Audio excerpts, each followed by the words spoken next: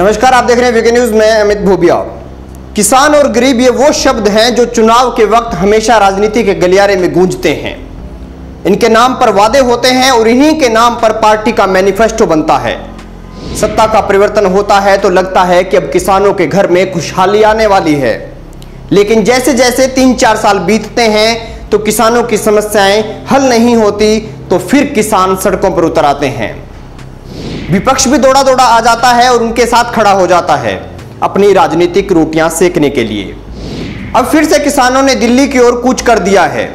किसान मंगलवार को मोदी सरकार के सामने अपनी मांगे लेकर दिल्ली पहुंचे।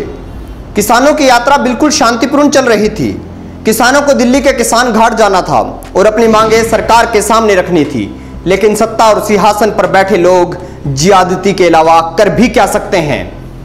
तो सत्ता ने उन पर लाठियां भांजी, आंसू गैस के गोले चलाए और पानी की बौछार करनी शुरू कर दी।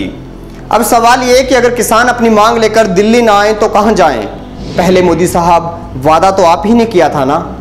दरअसल ये किसान क्रांति यात्रा हरिद्वार के टिकैत घाट से शुरू हुई थी और 23 सितंबर को शुरू हुई थी, जो 2 अक्टूबर को दिल्ली पहुंची। इस किसान क्रांति यात्रा में उत्तर प्रदेश के विभिन्न हिस्सों से किसान शामिल हुए। हरियाणा, पंजाब, राजस्थान से भी किसान आए। जब यह यात्रा दिल्ली पहुंची तो यूपी बॉर्डर पर पुलिस और किसानों के बीच में झड़प हुई। कई किसान घायल हुए। किसानों को रोकने के लिए सुरक्षा बलों ने वाटर कैनन के साथ साथ आंसू गैस के गोले छोड़े, लेकिन किसान पीछे हटने को तैयार नहीं थे।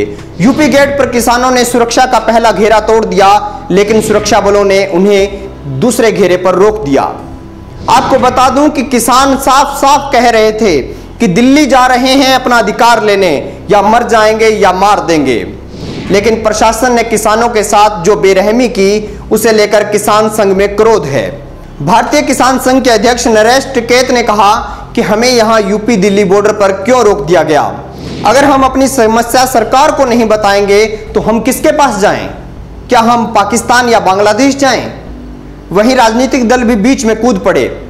अखिलेश यादव ने कहा कि सरकार किसानों से किए वादे करने में नाकाम रही है, जाहिर है वे विरोध करेंगे, हम किसानों के साथ हैं। जेडीयू नेता केसी त्यागी ने कहा कि किसान शांतिपूर्ण राजघाट की तरफ पर जा रहे थे, लेकिन उन्हें रोका गया, उनके साथ बुरा बर्ताव किया गया, उन पर लाठियां भांजी गई, उन पर आंसू गैस के गोले छोड़े गए। हम इसकी निंदा करते हैं। और भी बहुत से राजनीतिक दलों ने अपने अपने अंदाज में सरकार की आलोचना की। केंद्रीय राज्य मंत्री जीएस शेखावत ने कहा कि गृह मंत्री राजनाथ सिंह ने किसानों से बातचीत की है, कई मुद्दों पर सहमति बनी है।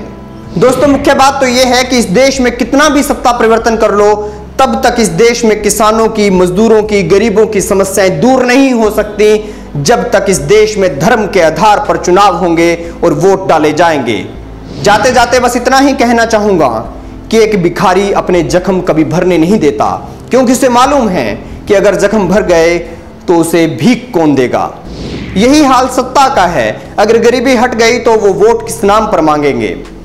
इस मुद्दे पर आपकी क्या राय है, हमारे साथ कमेंट बॉक्स में जरूर साझा करें। वीडियो अच्छा लगे तो लाइक करें, शेयर करें और खबरों से अपडेट रहने के लिए हमारे चैनल को सब्सक्राइब करें। देखते रहिए वीके न्यूज। शुक्रिया।